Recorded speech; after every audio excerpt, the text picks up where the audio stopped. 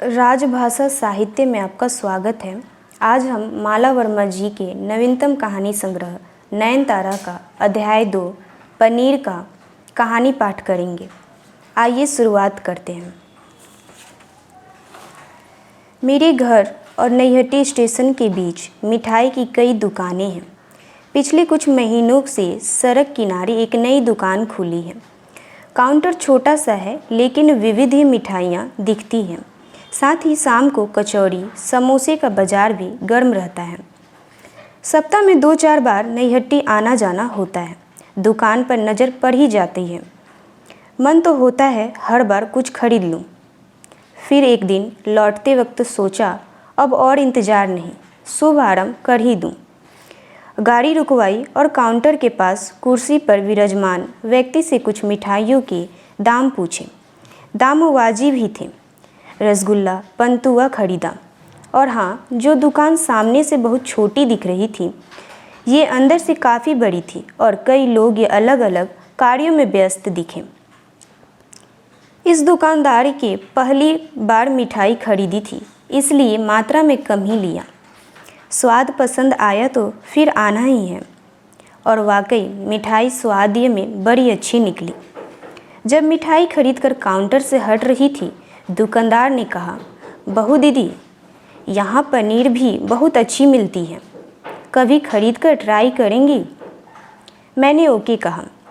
पनीर की सब्जी तो जब तक घर में बनती ही है और यहाँ मिठाइयों की अनगिनत वैरायटी थी।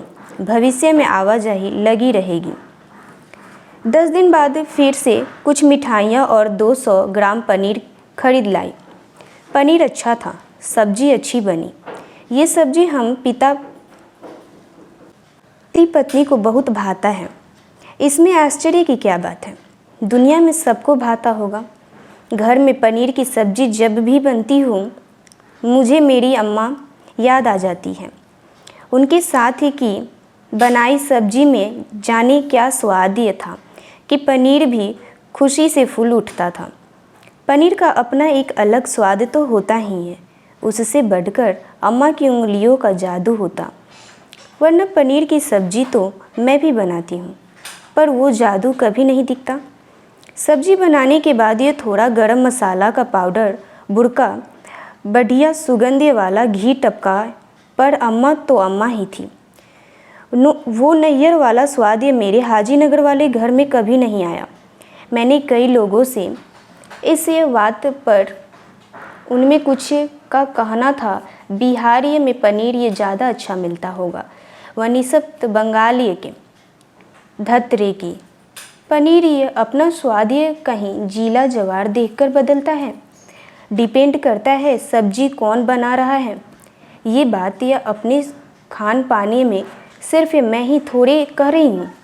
हम पांचों बहन के एक सुरतालिये में यही कहते हैं। पनीर में अपना कोई स्वाद ही नहीं हो। अम्मा थी हमारी एक निर्जीव को सजीव बनाने का काम करती थी। और हमारे पापा सदैव कहते हैं, तुम्हारी अम्मा का आदेश से तो ये तेल मसाले भी समझते हैं। तभी बेवजह कढ़ाई में नहीं फुदकते, सब इन ऑर्डर रहता है। लीजिए, एक पनीर के नाम पर मैं बंगाल से बिहार की सीमा रेखा पार कर गई। अतीत हमेशा हमारे वर्तमान भविष्य के साथ ही चलता है। खैर, मैं कहाँ थी? हाँ, बात ये उस मिठाई की दुकान, मिठाई व पनीर की हो रही थी। कुछ दिन बीते, फिर एक दिन पनीर की सब्जी खाने की तलब लगी। नैहट्टी इलाके से लौटते वक्त 250 ग्राम पनीर फिर उसी दुकान से लेना हुआ। चूँकि दुकान एकदम इस सड़क के किनारे स्थित है, गाड़ी रोकने में झमेला नहीं, जब मर्जी रोक दे। मेरा आदत है, जब भी कहीं से पनीर खरीदती हूँ, एक बार ज़रूर पूछती हूँ कि पनीर ताज़ा है तो बासी मत देना, वरना मेरे तेल मसाले के साथ पनीर वाला भी पैसा बर्बाद होगा। मेरी बात सुनकर मालिक व कर्मचारी दोनों चहक कर बोले, मेम साहब, पनीर निश्चित मन से लेकर जाइए, एकदम ताज़ा है। कितने ग्राहकों को अभी अभी बेचा है। मैंने तसल्ली से उसे रुपए थमाए और उसने पनीर दूसरे दिन पनीर काट पीट कर नॉन स्टिक या पैन में भूनने के लिए डाला। लकड़ी की छोलनी से थोड़ी देर इधर उधर करती रही, लेकिन पनीर का रंग बिल्कुल गड़बड़ था। सफ़ेद से हल्का पीला हुआ और उसके बाद ये उसी मरियल पीले रंगे पर टिका रहा। गुलाबी हुआ ही नहीं, जैसे कि हर बार होता है। इस बार क्या हुआ? पनीर को पीलिया रोग तो नहीं हो गया? कहीं कुछ गड़बड़ी ज़रूर है, वरना इतने वर्षों से पनीर खा रही हूँ, ऐसा रूप या रंग तो नहीं देखा था। हाँ, महक ये भी कुछ अजीब सा। मेरी मति मारी गई थी। तभी तो इस बातों को दरकिनार ये कर मैंने आलू के साथ ये सब्जी बना ही डाली थी। 80 रुपये का पनीर था। फेंके कैसे? गलती मेरी थी। पनीर लेते वक्त ये जांच परख कर लेनी चाहिए था। पुराना पनीर था, जाने उसमें क्या फेट फाट ये कर तैयार किया गया था। पैसा कमाने के चक्कर में ये दुकानदार कुछ भी उल्टा पुल्टा खिला सकते हैं, इनका भरोसा नहीं। सब्जी तैयार हो गई। उस दिन अतिरिक्त ये तेल, घी और गर्म मसाला भी डाला ताकि पनीर के 80 रुपये वसूल कर सकूं। इतना तक के ठीक रहा, लेकिन सब्जी पकाने के बाद ये भी पनीर के सभी टुकड़े पर पीले पने वाली मुर्दीनी छाई रही। लाल ये भुना सहलाया, फिर भी रंग पीला के गुलाबी नहीं हुआ। खैर, जब थाली में परोसा, रोटी के साथ पनीर का टुकड़ा मुख्य में रखा, हे भगवान, सारी खुदाई एक तरफ, जोरू का भाई एक तरफ वाला मुहावरा याद आ गया। इतना साज सज्जा तीमारदारी के बाद ये भी ये हाल था। पनीर ये सूते पड़ा रहा तो पड़ा रहा। पति ने एक ये गस्सा खाया और उधोपसना कर दी कि पनीर ठीक नहीं है।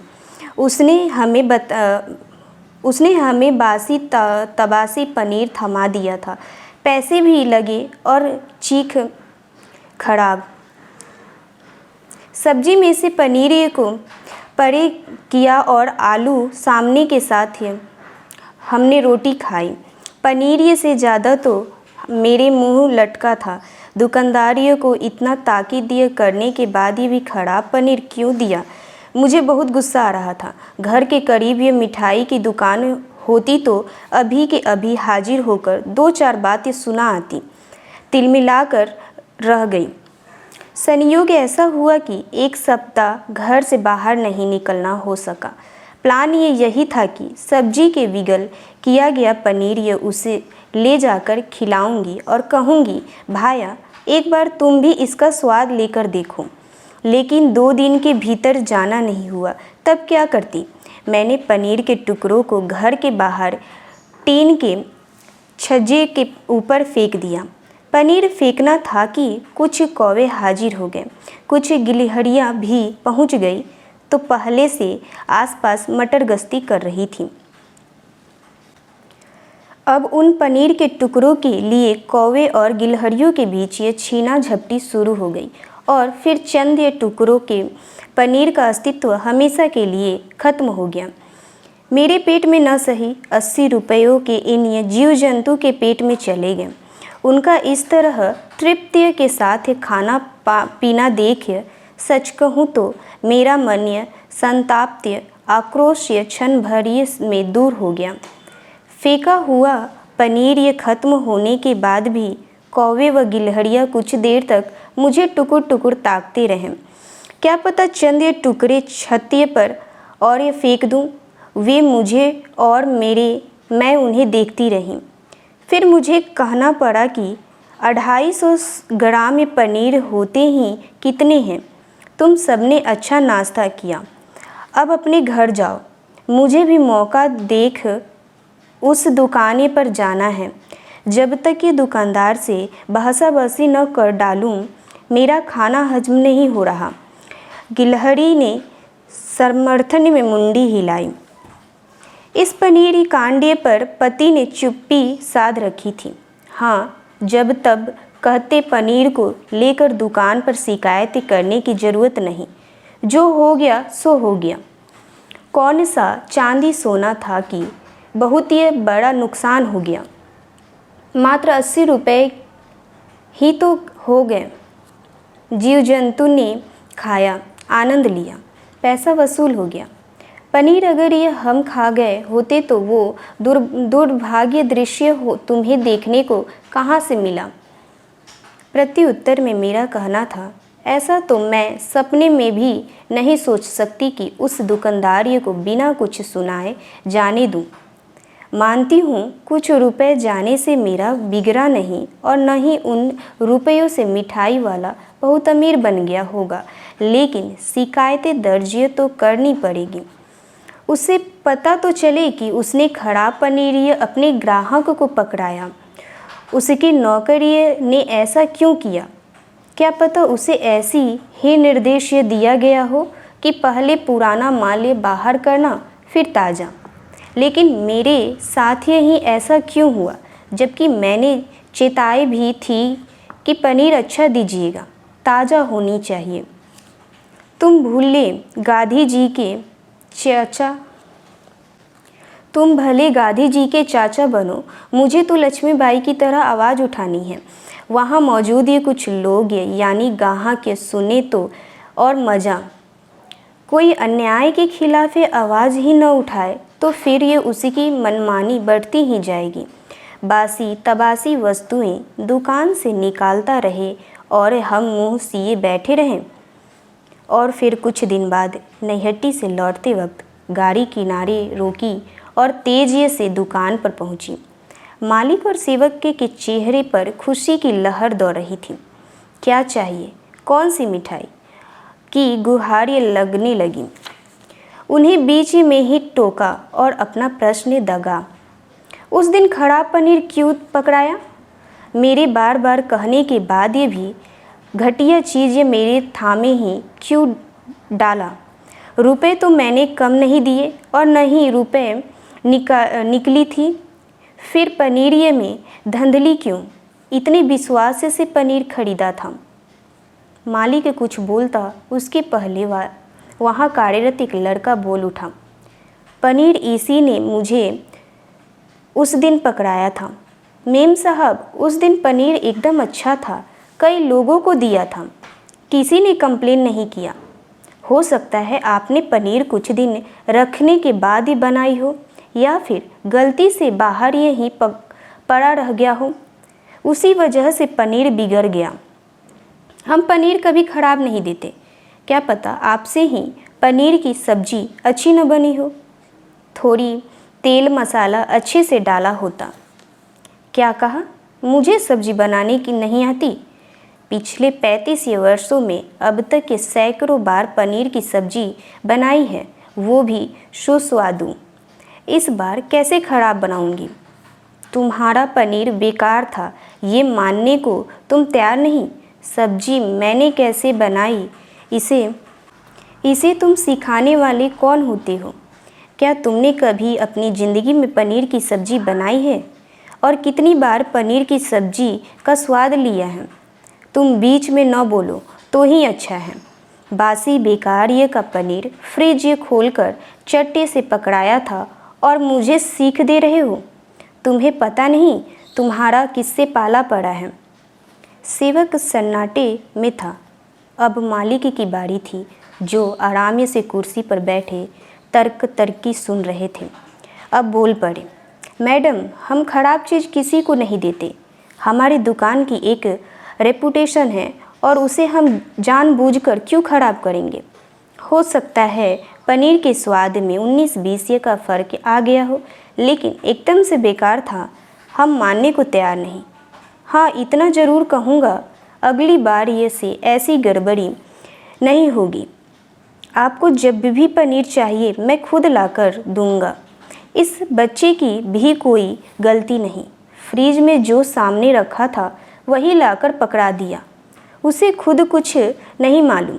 जानबूझकर ऐसा कुछ भी नहीं हुआ है। अच्छा, तो आप भी अपनी गलती मानने को तैयार नहीं? पनीर खराब था, ये बात आपके